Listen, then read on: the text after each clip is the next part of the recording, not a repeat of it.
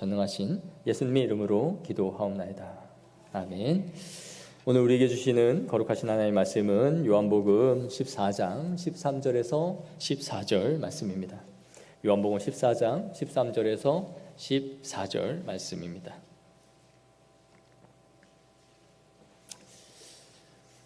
우리 한 목소리로 합독하여 읽도록 하겠습니다. 너희가 시작.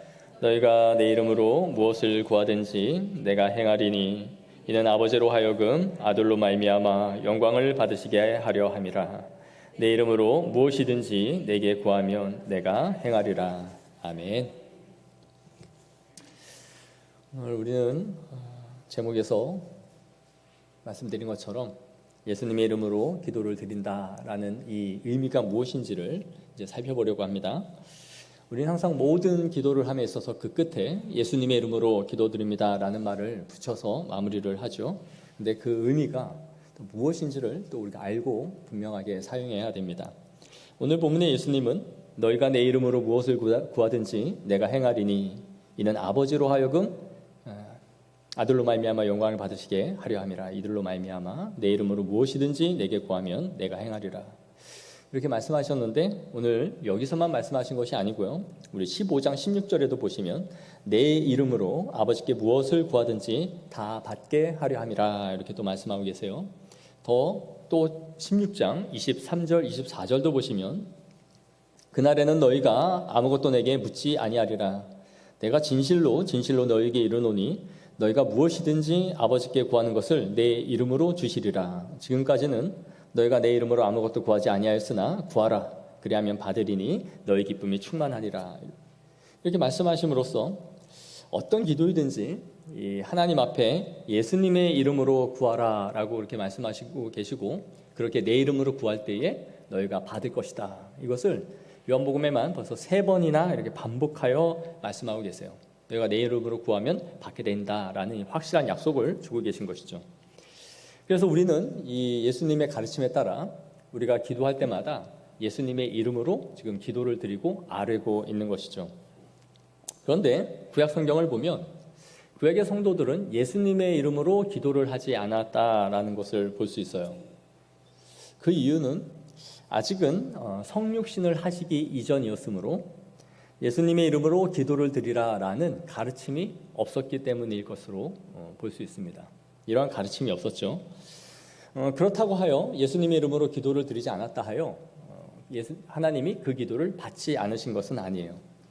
비록 예수님의 이름을 쓰지는 않았지만 그 기도를 하는 사람의 마음과 중심을 하나님의 앞에 향해 있었기 때문에 하나님께서는 그 기도를 구약 성도들의 기도를 받으신 것이죠. 그럼 반대로 우리가 예수님의 이름으로 기도를 드린다라고 할 때 예수님이 이름으로 기도를 하기만 한다면 이 모든 기도를 하나님께서 무엇이든 받아주실 것이다 라는 그 보장을 주고 있는 것이냐 할 때에 역시 그것은 아닙니다. 중요한 것은 기도하는 이 기도를 하는 사람의 마음과 그 중심의 상태가 어떠한가에 의해서 하나님이 이 기도를 받으시는가 하는 것에 기도의 중요한 요소가 된다라는 것이죠. 신약 시대에도 보면 예수님의 이름으로 기도를 하지 않고 하나님 앞에 드리는 기도가 있어요. 바로 축도문이죠. 성부와 성자와 성령의 이름으로 성도들에게 하나님의 복을 빕니다 라는 것으로 끝을 내요. 고린도후서 13장 13절 바울의 예시에 따라서 오늘날 축도를 할 때에 기도를 그렇게 축도를 빌어주죠. 그러나 그 축도를 하고 나서 예수님의 이름으로 기도드립니다라고 끝을 내지는 않습니다. 그러나 축복 기도를 할 때에 예수님의 이름 위에 터 위에서 우리가 한 것이라는 그 기도의 전제가 있기 때문에 그대로 기도가 되는 것이죠. 그러니까 예수님의 이름으로 기도를 한다는 것이 기도를 받으시느냐 받지 않으시느냐 하는 것을 결정하는 중요한 기준은 아닌 거예요. 구약 성도들이 예수님의 이름으로 기도를 하지 않았지만 그의 마음과 또 정서, 모든 중심이 하나님께 있었기 때문에 기도를 구약 성도들은 드려지고 받아들인 것이고, 또한 오늘날 우리가 예수님의 이름으로 기도를 한다 할지라도 우리의 마음의 중심과 정서가 하나님 앞에 온전하지 못하면 예수님의 이름으로 드려진 기도를 할지라도 하나님이 받으시는 기도가 되는 것은 아니에요. 그러면 우린 또 이렇게 생각할 수 있겠죠. 그럼 기도하는 사람이 마음만 바르다면 굳이 예수님의 이름으로 기도를 하지 않아도 되겠네요 라고 또 생각을 하겠죠. 그러나 그럴 수는 없습니다. 예전에 이전에 교회에서 사역을 할 때에 1부는 안수 집사님들이 기도를 드렸고 2부, 3부는 장로님들이 대표 기도를 했어요. 1부 때 어떤 안수 집사님이 기도를 했는데 기도를 몇 분 동안 열심히 간절히 한 후에 아멘 그냥 그러고 끝을 냈습니다. 분위기가 아주 이상해졌어요. 저는 그분이 이것을 알고 굳이 안 했다라는 생각은 하지 않고요. 긴장을 해서인지 실수를 한 것인지 모르겠지만 아마 긴장했거나 실수를 해서 예수님의 이름으로 기도를 하지 않고 그냥 아멘으로 끝을 냈겠죠. 여튼 분위기가 아주 썰렁해졌어요. 예배 분위기가. 뭐라 그래야 될까요? 아주 그 맛있는 음식을 잘 먹고 잘 씹은 다음에 그걸 이제 삼켜야 되는데 그대로 그냥 뱉은 느낌, 뭔가 충족되지 않은 이상한 기분으로 우리의 기도가 끝이 나버린 것이죠. 오늘날 우리는 예수님이 이렇게 자신의 이름으로 기도를 하라라고 명령하셨기 때문에 우리가 사용하지 않고 기도할 이유는 없는 것이에요. 신약의 성도들은 예수님의 이름으로 기도를 하라 주께서 가르쳐 주셨기 때문에 그 가르치심에 따라서 우리는 예수님의 이름으로 주님 앞에 올려드리는 것이죠. 그리고 그에 따른 약속이 있는 거예요. 그럼 우리가 해야 하는 것은 예수님의 이름으로 기도를 드리라라고 하신 이 명령으로 기도를 할 때에 그 의미가 무엇인지를 알고 바르게 사용해야 되는 것입니다. 신앙생활을 하는 데 있어서 가장 우리가 주의해야 되는 것 중에 하나가 무엇일까요? 익숙함입니다. 익숙함. 습관을 따른 식상함. 이것이 아주 우리의 신앙생활의 덫이에요. 덫. 너무나 익숙해서 의미 없이 드려지는 경우를 주의해야 되는 것이죠. 대표적으로 주기도문이 그럴 수 있고요. 사도신경이 그럴 수 있습니다. 또 찬송가도 그럴 수 있어요. 음도 알고 가사도 외웠기 때문에 음미되지 않고 가사를 생각하지 않으면서도 흥얼흥얼 머릿속으로 다른 생각을 하고 핸드폰을 만지작만지작거리면서도 충분히 찬양을 할 수 있는, 그리고 주기도문도 틀리지 않을 수 있는 그러한 행위들이 우리에게 나올 수 있는 것이죠. 이뿐만이 아니에요. 예배의 한 요소만이 아니라 예배 자체가 그렇게 될 수 있습니다. 그래서 온갖 딴짓을 하면서도 이 예배 자체를 아주 식상하게 드리는 거죠. 그래서 예배자가 누구 앞에서 지금 예배를 드리고 있는지에 대한 그 존재에 대한 망각, 그 의식 없음으로 인하여 우리의 예배 자체가 받아들여지지 않는 거예요. 예수님의 이름으로 기도를 하는 것은 우리의 지금 기도의 요소만을 다루고 있지만 예배 전체도 이러한 행위로 드려질 때는 그가 아무리 하나님을 높여드리고 송영을 하고 송축을 하여도 하나님이 거절하시는 예배가 된다. 송두리째 없어지는 거예요. 우리가 이 예배도 기도의 요소만이 아니라 전체를 우리가 한번 다시 생각해 볼 필요가 있는 것이죠.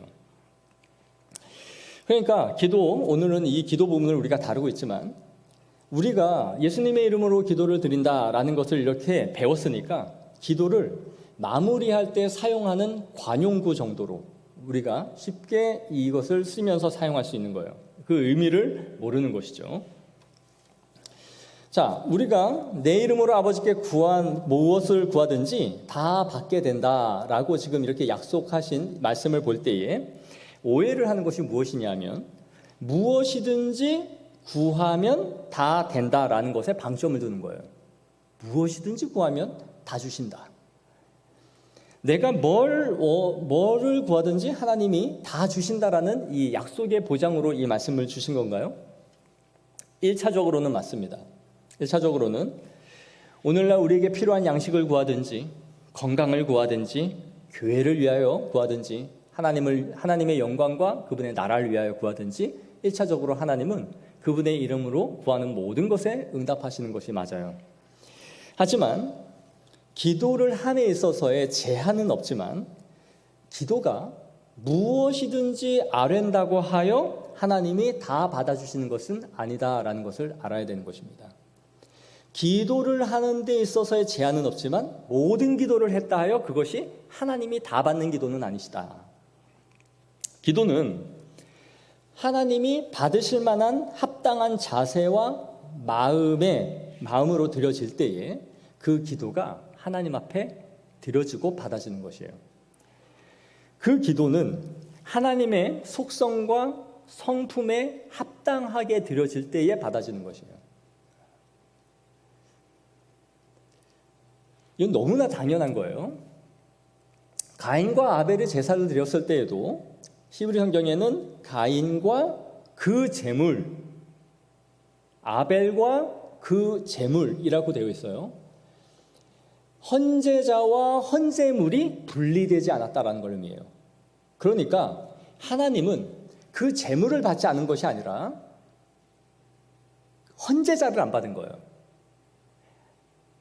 가인의 제물을 안 받은 게 아니라 가인을 안 받았기 때문에 가인의 제물도 안 받은 것이라고요. 이게 엮여져 있는 거란 말이에요. 마찬가지로 기도라는 것도 기도의 자체에 의해서 받아지는 것이 아니라 기도자의 마음과 상태에 의해서 하나님이 받느냐 받지 않느냐 하는 것이 정해진다. 제가 만약에 우리 아이한테 공부하는 데 필요한 것이 있거나 먹고 싶은 게 있으면 엄마 아빠한테 다 말해. 그렇게 말했어요. 그러면 그렇게 말하면 제가 우리 아이에게 필요해 준 것을 다 해주겠다라는 말이 맞죠. 하지만 그렇다고 해서 우리 아이가 무엇을 나에게 구하든지 내가 묻지도 않고 다 사주겠다, 그런 뜻은 아니에요. 들어보고 해줄만 하면 해주고 안 해줘야 될 것은 안 해주는 것이죠. 그렇게 말을 했다 할지라도 득달같이 네가 말만 하면 내가 다 해줄게, 그런 의도로 한 말은 아니죠. 제가 우리 아이에게 미루면서 최대한 해주지 않는 게 있어요. 그게 뭘까요? 핸드폰입니다. 최소한 중학교 졸업할 때까지라도 난 미루겠다. 그게 제 지론이에요. 말도 안 돼요, 목사님. 한번 그때까지 버티나 한번 봅시다. 그 아이에게. 저는 그것을 갖고 있음으로써 주는 유익보다 그것이 가져오는 피해가 훨씬 많다라고 생각하기 때문에 최대한 사주지 않아요. 그러면 뭐 그러죠. 다들 요즘에 핸드폰 없는 애가 어디 있습니까? 핸드폰 없으면 애들 아무랑도 이제 소통이 되지 않아요. 그런 잡다한 수없이 많은 말들을 말하겠죠. 이런 말을 할지라도 저는 아직 그 아이가 사는데 지장은 없다, 그렇게 생각을 해요. 현재 아이들이 갖고 있는 그 전화는 통신 수단으로서의 역할보다는 그 외의 요소를 위해서 갖고 있는 거죠. 게임을 하든지 유튜브를 하든지 사진을 찍든지 온갖 뻘짓을 하려고 갖고 있는 거지, 통신 수단으로서 그게 필요하다면 진작에 사줬겠죠. 그런데 우리 아이가 저한테 아빠 뭐든 필요한 거 다 사준다면서요 라고 말하는 것이 합당하지 않다라는 것을 우리 아이들은 알 거예요. 왜냐하면 우리 아빠가 뭐를 다 사준다, 뭐든 필요한 거 있으면 다 말해, 이렇게 말했다 할지라도 안 해줄 것을 분명히 알고 있는 거죠. 그것은 아무리 그런 말을 했다 할지라도 아빠가 가지고 있는 속성과 또한 가지고 있는 규칙이라는 한계 안에서 아이들에게 해줄 거라는 것을 전제하고 있는 거예요. 들어보고 나서 무엇을 해줄 것인지, 그것이 내가 가진 속성과 규칙이라는 한계 안에서 이루어지고 있는 것이죠. 그러니까 마찬가지로 우리가 예수님의 이름으로 기도를 한다 할 때에는 하나님의 속성과 성품을 따라서 그 한계 안에서 기도를 하겠습니다 라는 것을 전제로 하는 거예요. 하나님의 속성과 성품을 따라서 기도합니다 라는 거예요. 우리가 예수님의 이름으로 기도할 때는 기도하는 사람은 자신의 사용하는 그 이름에 대한 의미와 무게를 알고 사용해야 되는 것입니다. 여러분, 내가 어떤 중요한 일을 하려고 할 때 우리는 어떻게 하나요? 자신의 이름을 걸어요. 내가 이거 못하면 내 성을 간다. 그리고 내 이름을 걸고서라도 반드시 이루겠다. 연예인들도 내 이름을 걸고 하는 토크쇼 하나 만드는 거 굉장히 영광이에요. 누구누구의 2시 몇 시에 무슨 쇼, 굉장히 영광이에요. 자신의 이름을 내건 거죠. 누군가가 그래서 자신의 부모의 이름을 거론하면서 욕을 하겠다는 것은 그건 싸우겠다는 거예요. 선을 넘는 거죠. 그것은 내 부모가 갖고 있는 그 이름의 의미가 나에게 다르기 때문인 거예요. 우리가 어떤 사람의 이름을 기억할 때에도 그 의미는 사람마다 다 다른 거예요. 나와 친밀하고 가깝고 많은 인격적인 교류가 있는 사람일수록 그 사람의 이름을 생각할 때에 떠오르는 이미지와 생각과 마음의 정서와 감정이 굉장히 다른 거죠. 마찬가지로 우리가 예수님의 이름을 부르고 사용하지만 나의 신앙의 고백과 신앙의 깊이와 하나님과의 교제, 그리고 그분이 나에게 베풀어 주신 구원의 은총과 감격에 비례하여 그 이름이 갖고 있는 크기와 무게와 깊이가 다를 수밖에 없는 거예요. 똑같이 예수님의 이름을 부른다 할지라도 내가 갖고 내가 경험한 하나님에 대한 인식과 깊이에 따라서 그 이름의 무게와 깊이가 엄청난 차이가 있단 말이에요. 그럼 히브리 사람들에게 있어서 하나님의 이름이라는 것은 어느 정도의 의미를 갖고 있었을까요? 내 이름으로 구하라 라고 할 때에 히브리 사람들에게 있어서의 이 하나님이라는 이름은 얼마만큼의 무게가 있었을까요? 히브리 사람들에게 있어서 하나님이라는 이름은 하나님의 존재와 속성을 담고 있는 것이었어요. 그래서 사람들은 이 하나님이라는 이름조차 부르는 것이 너무나 송구하고 죄송스러워서 하셴이라는 말로 이걸 대신했습니다. 하셴, the name, 그 이름이라고 이 말을 대신했던 거예요. 하나님이라 부른 게 아니라 그냥 하셴이라고 하면 그 이름을 바로 하나님, 여호와라고 이걸 대신했던 거예요. 그래서 야훼, 즉 여호와라는 이 말을 우리는 그들이 부르지 않았고 그 이름을 써야 되거나 부를 때, 써야 될 때에 있어서는 그 이름조차 쓰지 않고 뭘 했냐면 4개의 점을 그냥 찍었어요. 자음 4개를 찍었단 말이에요. 그리고 나서 그 이름을 부르는 것이 너무 황송하고 죄송스러워서 뭐라 불렀냐? 아도나이, 즉 주. 그래서 우리 주님, 이 아도나이라고 그것을 표기를 했던 것이죠. 그렇다 보니까 이스라엘 백성들이 70년의 바벨론 포로 생활을 끝내고 돌아왔을 때 자신들의 하나님의 이름을 성경에서 부르는 법을 잃어버렸어요. 발음을 기억하지 못한 거예요.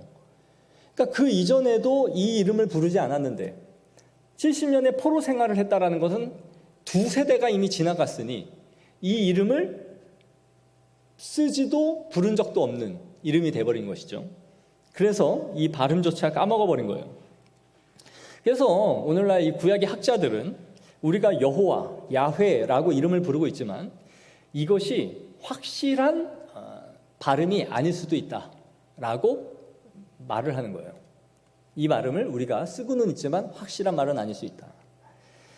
왜 이렇게 이들이 여호와라는 이 이름을 이렇게 귀하게 여겼느냐 하면 십계명에 있는 여호와의 이름을 망령되이 일컫지 말라라는 이 말씀 때문이었어요. 감히 그분의 이름을 망령되게 이름조차 부르지 않겠다라는 하나님의 성호에 대한 그 거룩함, 그리고 그것을 높이는 그들의 자세를 보여줬던 것이죠. 정말 이들에게 있어서의 여호와의 이름이란 이 김소월 시인이 말한 내가 부르다 죽을 이름이었던 거예요.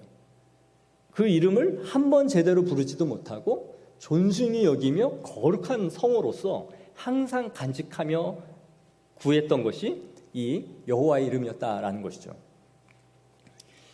그런데 오늘날 우리는 어떻습니까? 하나님의 이름을 이렇게 막대하는 시대가 있습니까? 이전에 없는 이 하나님의 이름을 정말 개 이름 정도로 쓰고 있어요. 정말 뭐만 잘하면 유재석 씨를 윤우님,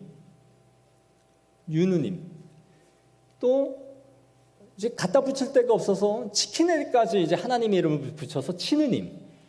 치킨이 맛있다 이거죠. 치느님. 더 나아가 이제는 갓이라는 말을 쓰기 시작했어요. 뭐 갓 예쁘다, 갓 가수, 갓 아무개.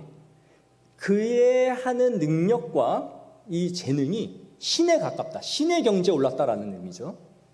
심지어는 미국인들은 욕을 하잖아요. 까땜. 그러니까 하나님의 이름을 이렇게 막대먹게 사용하는 시대가 됐다고요. 인간의 어떠함을 하나님의 이름을 갖다 성호를 붙여서 막 쓰는 이런 시대.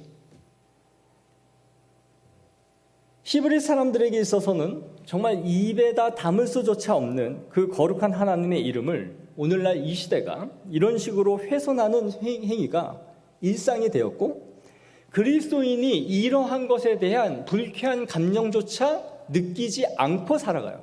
설마 우리가 신앙인으로서 이런 말을 일상에서 했다면 여러분들의 의식은 정말 바닥인 거예요. 아주 바닥인 거예요. 내가 그 말을 혹시라도 썼다. 하나님의 이름을 욕되게 만든 거예요. 여러분의 부모를 누군가가 개 이름에다 갖다 붙여서 누구누구 하면서 그 개를 쓰다듬고 있다면 그걸 모욕을 주기 위한 거잖아요. 쓸 수도 없고 들어서도 불쾌한 말이라고요. 그런데 이 시대가 하나님의 이름을 이 정도로 쓰고 있는 거예요. 물론 이스라엘 백성들이 그분의 이름을 이렇게 존숭하고 숭고하게 여겼다라고 하여 그들의 믿음이 좋았다라는 것을 의미하지는 않아요. 그래서 이사야 선지자가 말하는 것처럼 예수님이 신약시대에 이 백성이 입술로는 나를 존경하되 마음은 내게서 멀도다 라고 비판하셨죠. 입술로만 너희들이 하나님 여호와 그 위대함을 말했을 뿐 마음은 하나도 나에게 있지 않았다라고 비판하신 거예요. 이렇게 오늘날 하나님의 이름을 망령되게 하며 경건의 모양조차 찾아볼 수 없는 이런 시대 가운데서 하나님의 성호를 어떤 마음으로 우리가 그분의 이름을 부르고 있는지 우리가 깊이 한번 생각해 봐야 되는 거예요. 그런 의미에서 예수님이 내 이름으로 기도를 하라, 아버지께 하라 할 때에 그 의미가 무엇인지를 우리가 이제 연결해서 생각해 보고 마치려고 하는 것입니다. 첫째, 예수님의 이름으로 기도한다고 할 때에는 우리에게 베푸신 하나님의 은총의 깊이가 거기에 담겨 있어야 하는 거예요. 하나님이 나에게 베푸신 은총의 깊이가 그 이름을 부를 때에 묵상되어지고 담겨져 있어야 되는 것이다. 내 이름으로 구하라 했을 때는 필요한 거 있으면 이제 말만 해라. 내 이름만 갖다 붙이면 하나님은 다 해주실 거야. 그런 의미가 아니라 삼위일체 하나님의 제2위 되신 하나님의 신격, 성자 하나님의 권위, 또한 나에게 베풀어 주신 구원의 은총을 베풀어 주신 분, 나를 모든 인생의 시험과 고난에서부터 건져 올리신 그 하나님, 영 죽어야 할 나의 삶에서 사망에서 생명으로 끌어올려 주신 분, 이러한 등등의 우리의 신앙의 체험과 삶의 고백이 여기에 함께 녹아져서 부르는 거예요. 그러니까 그분의 은혜의 깊이를 이해하는 만큼 그 말을, 그 이름을 사용하는 성도의 자세가 달라지는 것이죠. 절대로 은혜를 받은 사람들은 그 이름을 마구잡이로 쓸 수 없어요. 우리가 가끔 TV에서 부모나 자녀 이야기만 하면 막 눈물을 흘리는 남자 연예인들이 있어요. 그리고 어쨌든 부모님 또 자녀 이야기하면 눈물이 나죠. 보면 한편으로는 왜 이렇게 찌질해? 저 말만 하면 저렇게 울어 라고 하지만 우리에게는 부모하면 생각나는 그 좋은 감정과 싫은 마음, 이 양가적 감정이 막 스며들잖아요. 부모가 나한테 못한 것도 있지만 내가 부모에게 잘해드리지 못하고 그분을 보냈다라는 그 마음의 안타까움과 슬픔, 또 내 자녀가 나에게 주었던 그 기쁨, 낳았을 때의 감격, 이 모든 게 그 아이와 그 부모를 우리가 생각할 때마다 떠오르는 엄청난 감정이 물려오잖아요. 그러니까 마치 눈물 버튼처럼 몇 초만 부모님 이야기를 해도 눈물이 나는 바로 그런 의미예요. 예수 그리스도라는 그 이름이 나에게 갖는 의미는 나를 사망과 생명에서 건져 올리시고 나의 기도를 들으시고 때로는 나와 함께하여 주시고 나를 징책하시고 하셨던 나의 인생의 모든 여정들을 한 번에 기억나게 하는 그 하나님의 은총을 떠오르게 하는 이름인 거예요. 그러므로 그 이름 안에는 이러한 깊이와 무게가 우리에게 담겨 있어야 되는 거예요. 그러니 우스갯소리로 하나님이나 예수님의 이름을 갖다 붙이면서 그렇게 하는 행위 자체가 덕스럽지 못할 뿐만이 아니라 여호와의 이름을 망령되게 한다라는 그 의식을 항상 갖고 살아야 되는 것이에요. 둘째는 예수님의 이름으로 기도한다라고 할 때에 그것은 예수님의 존재와 그분의 성품을 따라서 기도한다라는 걸 의미하는 거예요. 예수님의 존재와 성품을 따라, 즉 예수님처럼 내가 기도하겠습니다 라는 의미를 담고 있다는 거예요. 기도할 때마다 우리가 생각해야 할 중요한 것이 무엇이냐면 예수님이라면 이런 기도를 하실까라는 기도를 물어봐야 되는 거예요. 예수님이라면 이런 기도를 하셨을까? 내 이름으로 하나님께 기도하라라는 것은 이게 하나님 앞에서 프리패스 카드니까 누가 뭐라 하면 내 이름만 갖다 대. 그러면 다 통과된다. 그런 의미가 아니에요. 제가 그래서 이 믿음 깡패가 되지 말아라. 믿음 깡패. 내가 하나님의 자녀다. 우리가 하나님의 자녀입니다. 죄사함 받은 하나님의 자녀입니다. 하나님 앞에서 당당히 집시다. 우울해하지 맙시다. 이런 말들 참 많이 하죠. 뭐 하나님의 자녀로서의 막 프라이드, 능력 이런 것들을 말하면서 자꾸 우리의 자신감을, 자존감을 막 끌어올리려고 이렇게 쓰는데 여기서 더 가서 자꾸 오바를 하는 거예요. 하나님의 자녀인 특권처럼 그들은 말을 하지만 그 안에는 하나님에 대한 불손함, 경거망동함이 있어요. 마치 믿음으로 깡패가 될 수 있는 것처럼 우리가 하나님의 자녀가 되었다라는 특권이 하나님 앞에 개망나니로 살아도 될 수 있는 것처럼 그러한 말로 자꾸 뭐 신앙의 자신감, 하나님의 자녀됨의 특권을 그런 식으로 말하지만 우리는 그렇게 하나님 앞에 접근하는 태도를 버려야 돼요. 예수님의 이름으로 우리가 기도하러 나아갈 때에는 우리의 마음과 정서의 생각들이 예수님처럼 기도를 하고자 하는 것이고 하나님의 뜻을 이루어 드리는 기도를 드리겠다라는 마음으로 하나님 앞에 기도하겠다는 거예요. 아버지여 할만하시거든 이 잔을 내게서 옮기시옵소서. 그러나 나의 원대로 마옵시고 아버지의 원대로 하옵소서. 이 예수 그리스도의 마음에 합하여 내가 그분의 이름으로 그분의 존재와 속성에 합당하게 기도하겠습니다 라는 것을 담고서 하는 거예요. 내 이름으로 무엇이든지 내게 구하라 내가 행하리라. 오늘 14절에 이렇게 말씀하시죠. 그런데 이어지는 15절은 뭐라고 말씀합니까? 너희가 나를 사랑하면 나의 계명을 지키리라. 예수님의 이름으로 구하는 것은 예수님의 마음으로 기도를 구하는 것이며 15절에 이어지는 것처럼 예수님의 계명을 따라 살아가는 기도를 말하고 있는 거예요. 예수님의 이름으로 구하라. 거기서 끝이 나는 것이 아니라 너희가 나를 사랑하면 나의 계명을 지키리라. 하나님의 약속과 우리의 삶을 묶어놓은 것이다라는 거예요. 그러니까 자꾸 무엇이든지 구하라 다 주시리라의 방점이 있는 것이 아니라 이 말씀에 예수님의 이름으로 드리는 것의 무게와 깊이가 어떠해야 하는지를 우리가 그분의 율법과 계명을 따라 살아가는 삶의 태도에서 바른 기도로 하나님 앞에 받아질 수 있다는 것을 말하는 거예요. 그래서 하나님이 가증히 여기시는 기도가 있어요. 가증히 여기시는 기도가 뭐예요? 하나님의 율법을 따라 살지 아니하면서 기도하는 기도를 하나님이 가증히 여기시는 기도예요. 듣지 않으시는 기도라는 거예요. 그것을 뭐라 그래요? 창기가 하는 기도와 같다.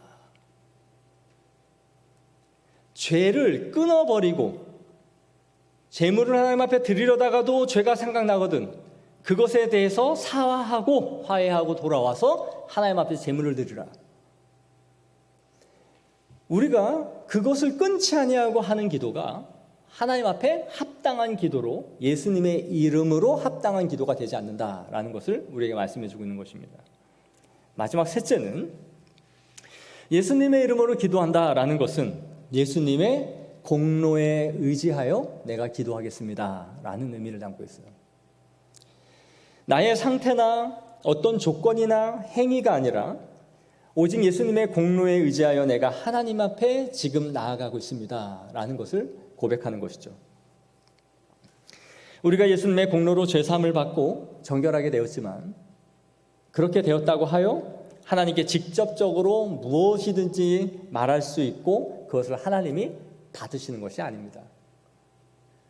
우리는 항상 중보자 예수 그리스도를 통해서만 하나님 앞에 나아가고 하나님 앞에 구하여 받는 존재예요. 누구든지 나로 말미암지 않고는 아버지께로 갈 자가 없는 거예요. 항상 중보자 예수 그리스도를 통하여 하나님 앞에 나아가는 거예요.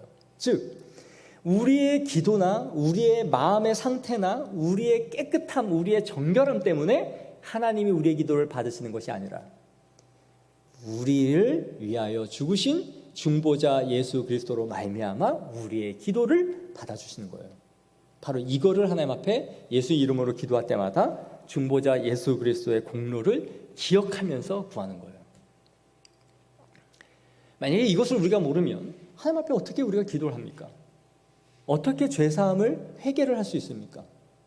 어제도 지었고 오늘도 짓고 또 기도를 해도 또 반복하는데 나의 행위나 나의 공로로 하나님 앞에 오늘도 기도하는 것이 아니라 예수 그리스도의 공로에 의하여 그분을 받아주셨기에 내가 오늘도 주님 앞에 기도로 하나님 앞에 담대히 나아갈 수 있는 특권을 얻었음을 알고 기도하는 거예요. 중보자 예수 그리스도가 항상 하나님 보좌 우편에서 나를 위하여 중보하시는 거예요. 나의 어떠함을 받으시는 것이 아니라 예수 그리스도의 나를 통해 이루신 그 공로 때문에 내 아들의 기도를 받으신단 말이에요. 바로 여기에 담대함이 있는 거예요. 여기에 우리의 자유함이 있는 거예요.